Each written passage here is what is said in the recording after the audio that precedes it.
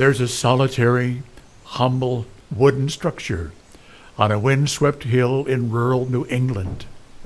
To open the door is to engage our minds, our hearts, and our imaginations. In this place, preachers and professors, past and present, come alive as they walk the aisle, ascend the pulpit stairs, and teach. From theology, from history, and from the Word of God. Welcome to the Saybrook Meetinghouse, an audio production of Saybrook Ministries.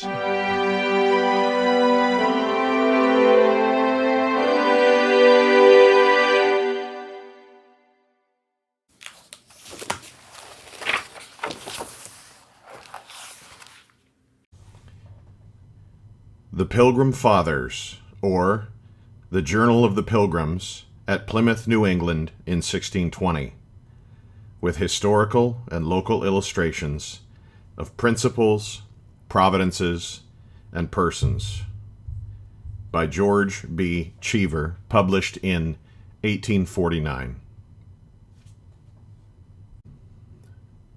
Chapter 16. The First Fast Day and Thanksgiving. The festival of an annual Thanksgiving, original among the Jews and of God's own appointment, was never in like manner observed among any Gentile nation that we are aware of, till our Pilgrim Fathers renewed it in New England. Days of feasting and merriment there have been many. Saints' days, copied from the Romish calendar, almost numberless. Festivals of Christmas and spring carnivals and holidays, but nothing like the Thanksgiving feast of harvest for the annual bounties of God's providence, of which the grateful, joyful Feast of Tabernacles among the Hebrews was so perfect and delightful an example. Yet not as an imitation did it grow up into a habit with our fathers. It was the suggestion and the dictate of their own habitual and grateful piety, and it is so accordant with every impulse of religion and every feeling of a thankful heart, that from its home and birthplace in New England, the custom has at length found its way over the whole United States, a custom, we trust in God, which will never be broken. We find in this volume the very first instance of the New England Thanksgiving. It is referred to by Mr. Winslow in his letter to a friend.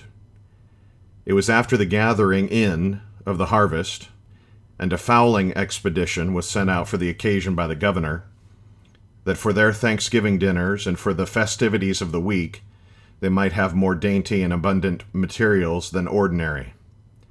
That week they exercised in arms, and hospitably feasted King Massasoit and 90 men. The governor is said by Mr. Winslow to have appointed the game hunt after harvest, that so the pilgrims might after a more special manner rejoice together after they had gathered the fruit of their labors. This admirable annual New England custom of Thanksgiving dates back, therefore, to the first year of our forefathers' arrival. The custom of an annual fast began somewhat later, on occasion of the prospect of famine in the infant colony in 1623. The discipline of God's providence, as well as the guidance of his word, led them onward in the appointment and celebration of both these solemnities, which they did not then know God was designing to be fixtures of devout habit from the youth to the manhood of New England. In all things they waited on God, and God built up all things with them and among them, not suddenly, violently, or by any imagination of a miracle, or by will worship of angels after the commandments and doctrines of men, but gradually, gently, naturally, by grace and heavenly wisdom, in a growth which should be lasting, because it came from God. Yes, the process was kind and gentle, though with apparent severity. And there were passages in God's Word so singularly applicable to God's discipline and the event of it with them, even from the beginning, that they must have enjoyed peculiar delight in dwelling upon them. For neither the church nor the world had ever seen a case so marvelously resembling God's providence and grace with his people of old under a miraculous dispensation. And though the Lord give you the bread of adversity and the water of affliction, yet shall not thy teachers be removed into a corner any more, but thine eyes shall see thy teachers, and thine ears shall hear a word behind thee, saying, This is the way, walk ye in it, when ye turn to the right hand, and when ye turn to the left.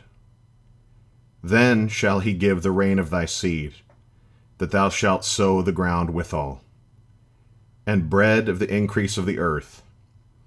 And it shall be fat and plenteous. In that day shall thy cattle feed in large pastures. For a season they were shut up to the faith of Habakkuk, that simple faith, that beautiful and unmingled faith, that faith in God and not in God's comforts, that faith in God, guided, fed, and strengthened by his word, and by no wild imagination. Although the fig tree shall not blossom, neither shall fruit be in the vines, the labor of the olive shall fail, and the fields shall yield no meat. The flock shall be cut off from the fold, and there shall be no herd in the stalls. Yet will I rejoice in the Lord. I will joy in the God of my salvation. There were such times when they had to go to Isaiah and wait there till God's appearance, seeing no light, but in his own provision for just such a case. Who is among you that feareth the Lord, that obeyeth the voice of his servant, that walketh in darkness and hath no light? Let him trust in the name of the Lord, and stay upon his God. Times there were when they had to say, Our God whom we serve is able to deliver us.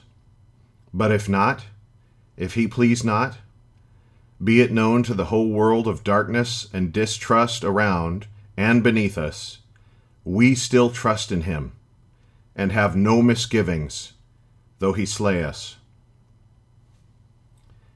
And then when they were ready to say, My strength and my hope is perished from the Lord, they heard the voice of the Lord and found its fulfillment.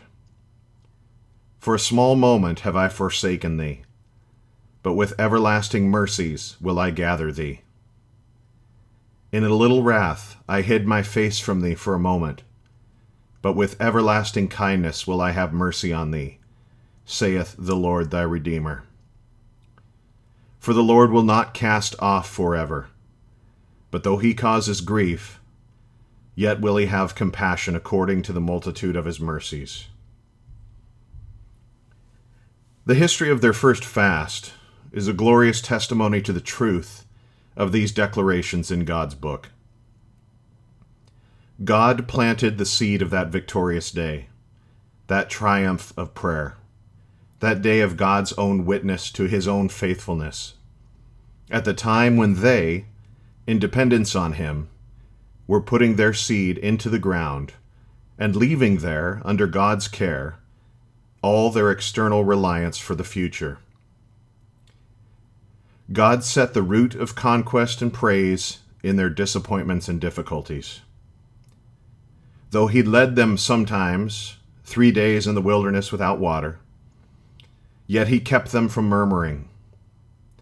Though he brought them sometimes to a fountain, and let them see that it was Mara, bitterness, yet his preventing grace suffered them not to distrust him or repine. He built up, by all this discipline, a hardy and cheerful piety, and a strong, enduring faith, fixtures of character requisite for those who were to raise up the foundations of many generations. A faith then most vigorous when deepest in adversity, and a submissive cheerfulness, not running as an occasional mere thread or picture through a woof of blessings, but constituting both warp and woof by God's grace in the loom of his providence and word. The history of this fast we will take mainly from Prince's Compendium of Winslow and Bradford. But to render it more striking, by bringing into one view the successive hardships, discouragements, and fears of the colony from the beginning, through this particular cause of the want of food and sore famine, even unto apprehended destruction, we will set out where the journal leaves us, just before the lamented death of Governor Carver in the spring of 1621. That affliction came upon them in seed time. But that darkest day was at the beginning of the renewal of God's mercy in the health and prosperity of the little company. All the summer, no want. While some were trading, others were fishing cod, bass, etc. We now gather in our harvest, and as cold weather advances, there come in store of waterfowl, wherewith this place abounds, though afterwards they by degrees decrease, as also abundance of wild turkeys, with venison, etc. Fit our houses against winter, are in health, and to have all things in plenty. But now, even in a new cloud of mercy, looms the threatening of change.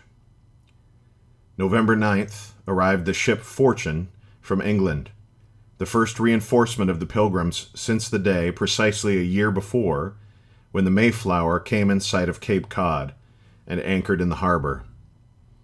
This was the first news to gladden their hearts from their mother country, the first sail they had seen. In this ship comes Mr. Cushman, with 35 persons to live in the plantation, which not a little rejoices us. But both ship and passengers are poorly furnished with provisions, so that we are forced to spare her some to carry her home, which threatens a famine among us, unless we have a timely supply. It was excessive improvidence, and even cruelty, in those who sent out this ship, thus miserably to furnish her with provisions, not merely sending no food to the colony, when they sent 35 new mouths to be filled, but leaving the ship's company itself to be victualled from the colony for a return voyage. It was God's mercy, not man's wisdom, that the plantation was not ruined by this ship. Measures had now to be adopted in reference to want. Upon her departure, the governor and his assistant disposed the latecomers into several families, find their provisions will now scarce hold out 6 months at half allowance, and therefore put them to it, which they bear patiently. Trust not, wrote Mr. Winslow by return of this ship, for such as might be thinking to join the plantation, trust not too much on us for corn at this time. For by reason of this last company that came depending wholly upon us, we shall have little enough till harvest. And now came the beginning of those straits, whereof Mr. Winslow said, such was our state, as in the morning we had often our food to seek for the day, yet performed the duties of our other daily labors, to provide for aftertime. When at some times, in some seasons, at noon I have seen men stagger by reason of faintness for want of food. Yet every night, by the good providence and blessing of God, we have enjoyed such plenty as though the windows of heaven had been opened unto us. The stinted allowance continued till, under date of May in that year, the Pilgrims find themselves under pressure of severe want. Our provision being spent, a famine begins to pinch us, and we look hard for supply, but none arrives. At this time they spied a boat at sea, which proved to be a shallop from a ship called the Sparrow, bringing 7 passengers from Mr. Weston, but no victuals, nor hope of any, nor have we ever any afterwards, and by his letters find he has quite deserted us, and is going to settle a plantation of his own. This is the first notice we have of that miserable, base colony under this Weston, merchant and citizen of London, which caused such great trial and injury to the pilgrims, and in the end died out utterly in want, unthrift, dishonesty, and wretchedness. In the end of June, 2 ships from this Weston came into the harbor, having in them some 50 or 60 men, sent over at his own charge to plant for him. These were courteously and kindly received by the pilgrims, notwithstanding their own great straits. But evil was returned for good. The body of them refreshed themselves at Plymouth, while some most fit sought out a place for them.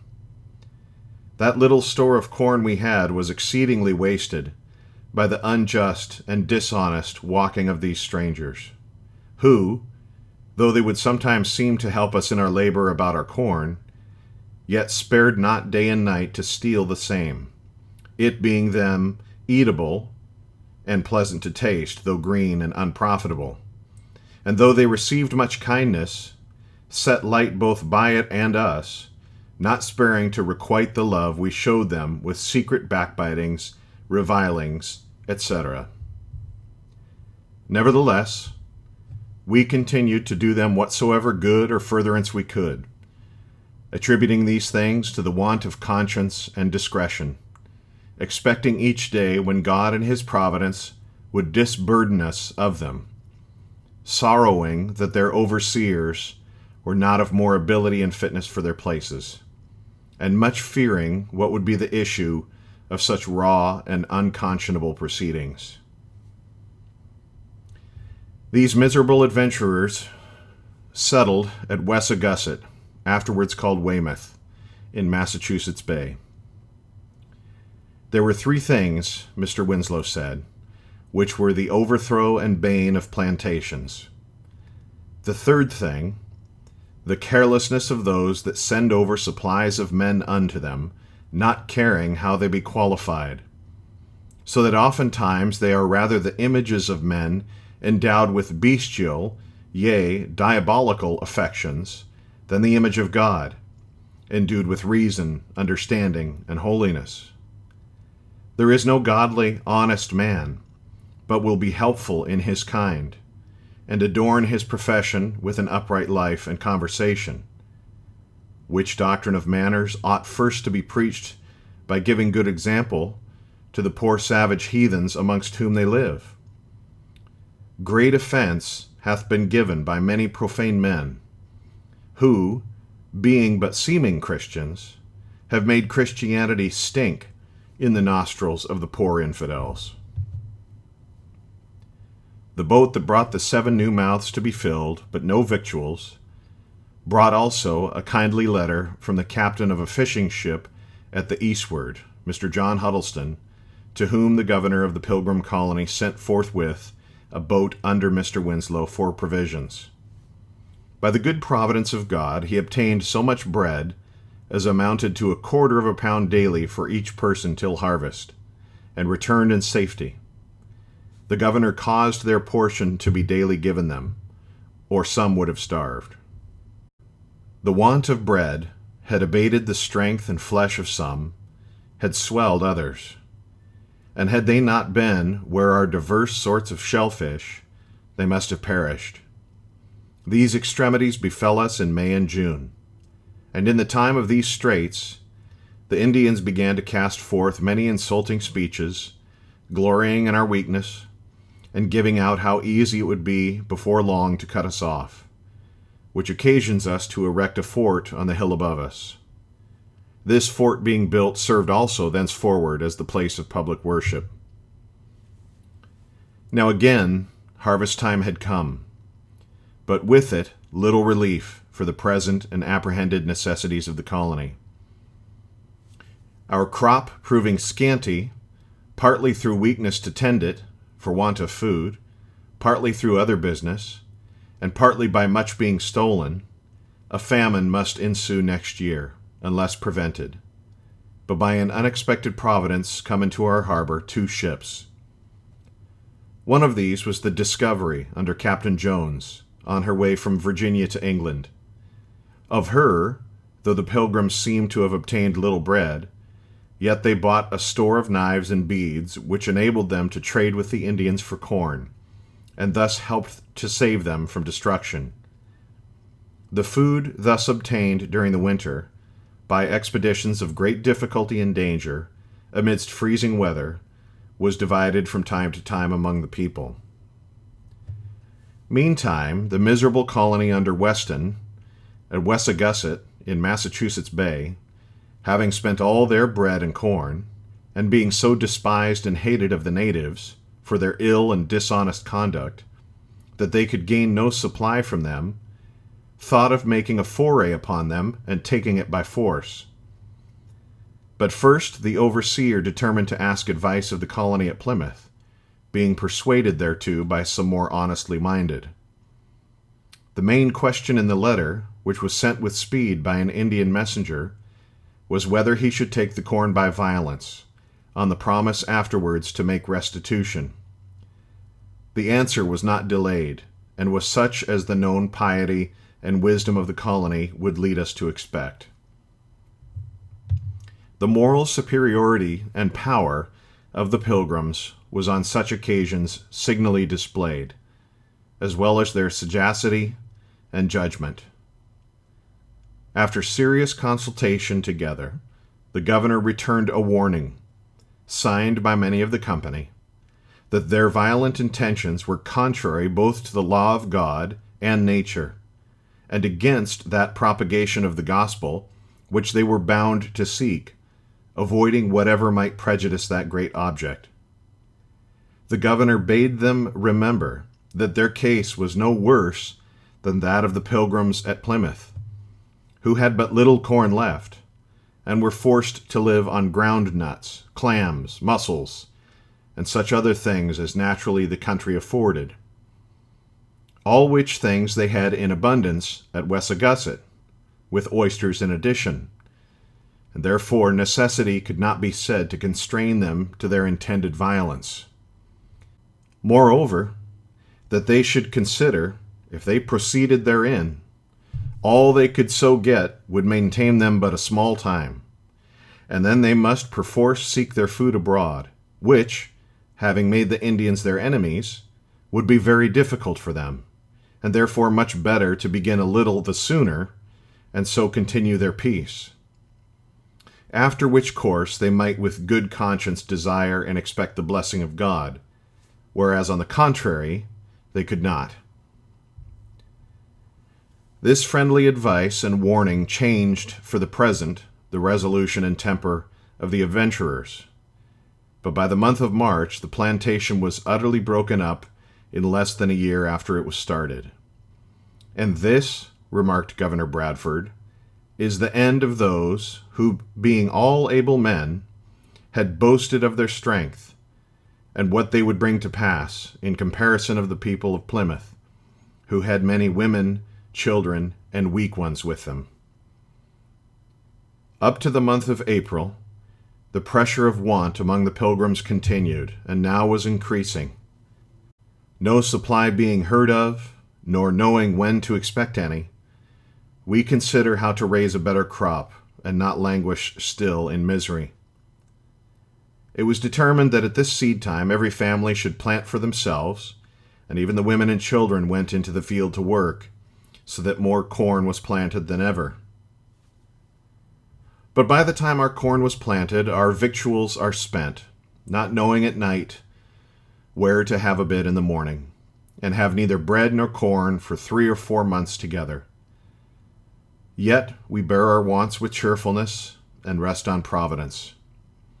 Having but one boat left, we divided our men into several companies, 6 or 7 in each, who take their turns to go out with a net and fish, and return not till they get some, though they be 5 or 6 days out, knowing there's nothing at home, and to return empty would be a great discouragement. When they stay long or get but a little, the rest go a-digging shellfish. And thus we live the summer, only sending 1 or 2 to range the woods for deer. They now and then get one, which we divide among the company, and in the winter are helped with fowl and ground nuts. By the middle of July, the colonists seem brought to the end of all their hopes, almost to utter desperation. Notwithstanding our great pains and hopes of a large crop, God seems to blast them and threaten sorer famine by a great drought and heat from the 3rd week in May to the middle of this month, so as the corn withers, both the blade and stalk, as if it were utterly dead. Our beans also ran not up according to their wonted manner, but stood at stay, many being parched away, as though they had been scorched before the fire. Now were our hopes overthrown, and we were discouraged, our joy being turned into mourning. To add to their distress, they heard of a ship in which supplies were coming to them from England, being in company with another ship, only 300 leagues from the coast, and then for 3 months waited for her in vain, beholding nothing but the signs of a wreck upon the shore, which they judged must be the ruins of that ship. All things put together, it seemed as if God had turned against the colony, and would be favorable no more. Yet they were not so discouraged as not to wait upon God, but so as to wait only upon Him. To Him, as their sole refuge, they fled, individually and unitedly.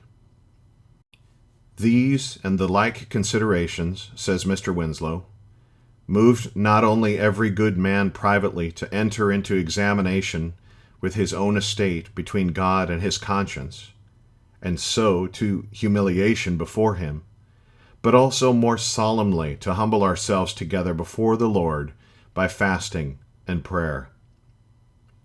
To that end, a day was appointed by public authority and set apart from all other employments, hoping that the same God which had stirred us up hereunto would be moved hereby in mercy to look down upon us and grant the request of our dejected souls, if our continuance there might stand with His glory and our good.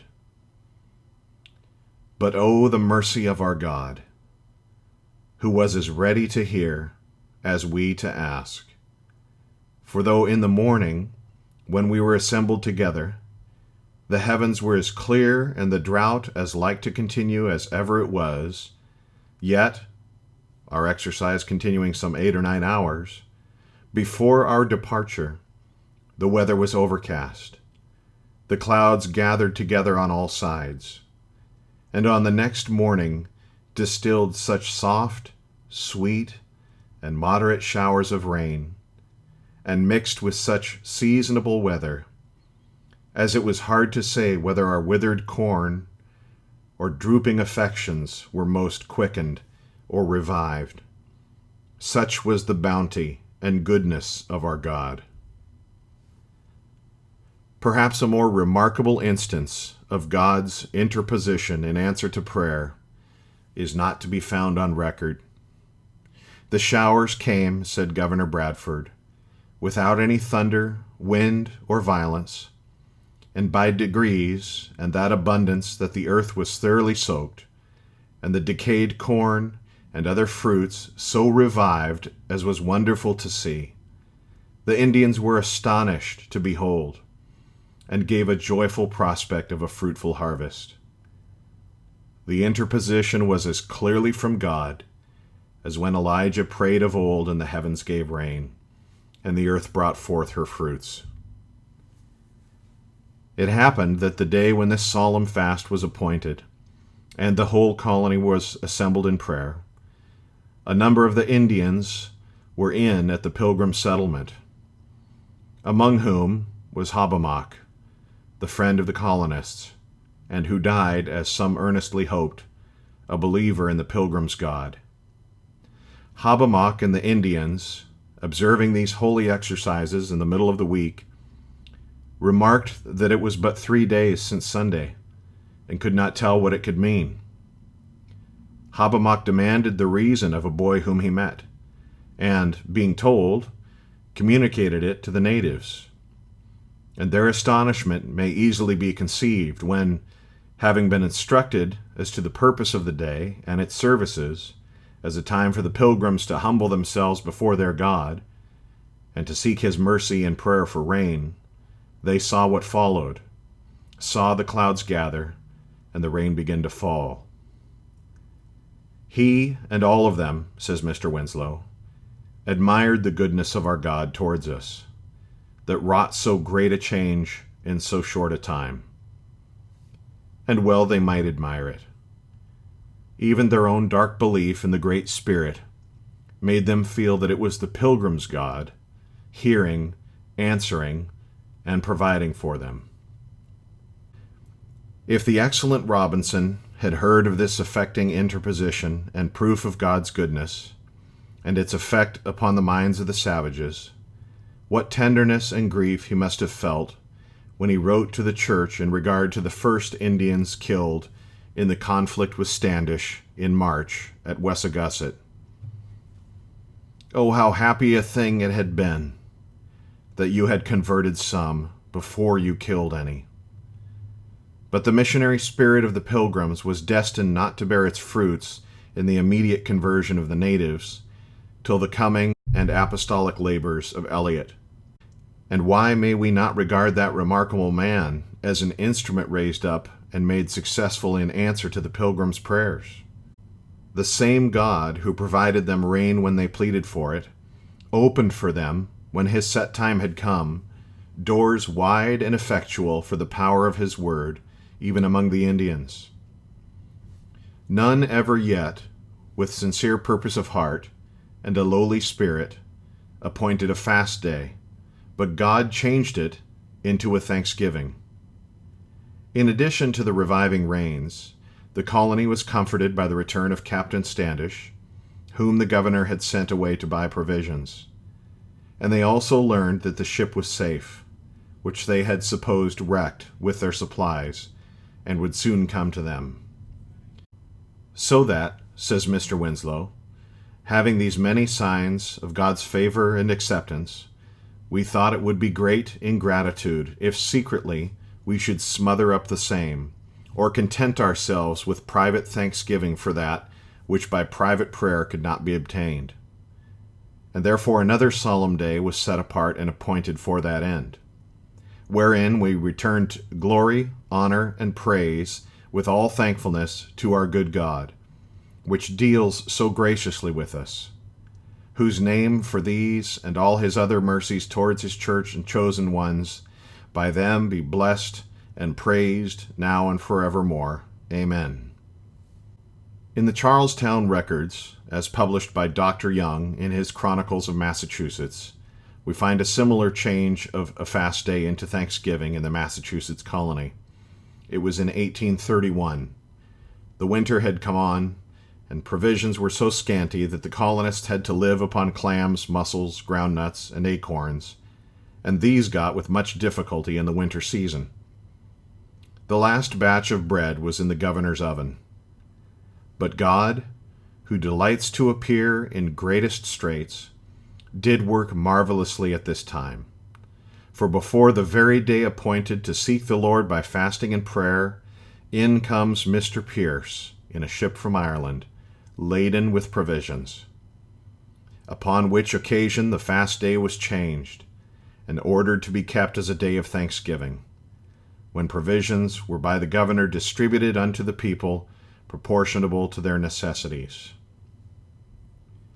The day of thanksgiving appointed by the Plymouth Pilgrims was kept out of the fullness of their hearts, for it was a marvelous change which God had wrought them in answer to prayer. A blessing so public and so great they would not smother up in mere private acknowledgments, but the whole colony were gathered into their meeting house in the timber fort upon the hill, where not only their elder, Mr. Brewster, discoursed to them concerning God's goodness, but the governor himself, according to his frequent wont, would exhort them that with such a faithful, covenant-keeping God, they should never yield to unbelief or fear. Soon after this day of thanksgiving, their hearts were further gladdened with the sight of 2 ships with supplies entering their harbor, one of them perhaps the very next morning, bringing an addition of men to the colony, some of them good men and true, but others so bad, said Governor Bradford, that we were forced to be at the charge to send them home next year. When these passengers saw their poor and low condition ashore, they were much dismayed and full of sadness. They had ever been accustomed to good fare and many blessings, and were not prepared by God's discipline to join in days of thanksgiving amidst seasons of adversity. Only our old friends, continues Governor Bradford, rejoiced to see us, and that it was no worse, and now hoped we should enjoy better days together. The best dish we could present them with was a lobster or pieces of fish without bread, or anything else but a cup of fair spring water. And the long continuance of this diet, with our labors abroad, has somewhat abated the freshness of our complexion, but God gives us health. Now our harvest came, added Governor Bradford, under date of September. Instead of famine, we had plenty, and the face of things was changed to the joy of our hearts. Nor has there been any general want of food among us since to this day. From September 1623 to the close of the year 1646, up to which Governor Bradford carried his history. Such is the account of the first days of fasting and thanksgiving in New England. The record of God's interpositions amidst actual and threatening famine, with the thanksgiving afterwards, formed an episode by itself in the early annals of our Pilgrim Fathers, beautifully illustrative of God's goodness and of their faith. Thank you for joining us this week at the Saybrook Meetinghouse. We hope you've been blessed by today's podcast. Saybrook Ministries' mission is to provide didactic and devotional content from the Christian faith delivered to the saints, recovered and refined by the Protestant Reformation. Be sure to visit saybrookministries.org, as well as our Facebook and Twitter pages for continually updated Christian content designed to inspire and invigorate our imagination and intellect. Join us next week for another journey to the Saybrook Meetinghouse. Until then, may God bless you.